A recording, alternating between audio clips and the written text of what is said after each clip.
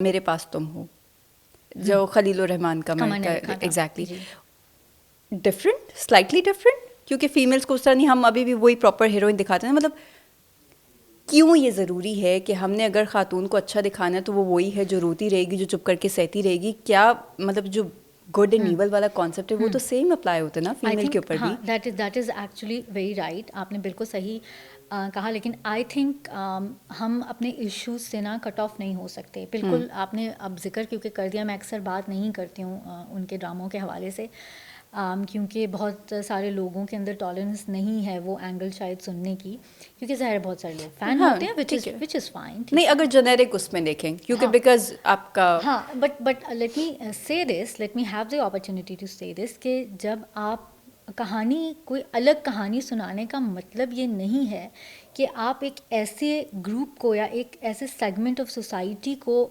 Target करें जो already oppressed है। आपको ये रिकग्नाइज़ करना ज़रूरी है कि आपकी सोसाइटी के अंदर ऑलरेडी अगर एक जेंडर प्रिविलेज लेकर बैठी हुई है, या अगर डोमेस्टिक वायलेंस के आप 1000 केसेस निकालते हैं तो उसमें अब्यूज़र एक जेंडर ही है और दूसरी जेंडर रिसीविंग एंड के ऊपर है, तो आप उस 1000 में से उस एक केस की कहानी अगर सुनाते हो जहाँ पर रिवर्स है, तो I don't think that would be very fair to the cause of the justice that is already missing in the society.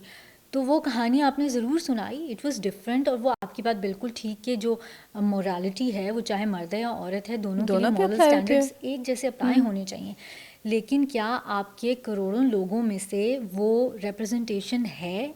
अगर वो 0.001% ख़वातीन की कहानी है, तो क्या आपके लिए कौन सी कहानी सुनाना ज़्यादा ज़रूरी है?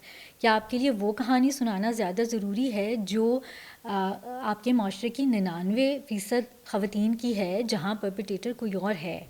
ठीक है, तो मेरे ख़्याल से ये भी बहुत, जैसे मिसाल के तौर पे आजकल एक कॉन्फ्लिक्ट चल रहा है, हम सब देख रहे हैं। जब कोई ये कहता है कि दोनों साइड की उसमें जो है ना पर्सपेक्टिव लो, बच्चे तो दोनों साइड पे हैं, वॉर सिचुएशन है, बच्चे दोनों साइड पे हैं, तो क्या आप ऑल टुगेदर इग्नोर करेंगे उन बच्चों को जिनकी आइडेंटिटी से आप रिलेट नहीं करते बिकॉज ऑफ देयर रिलीजन?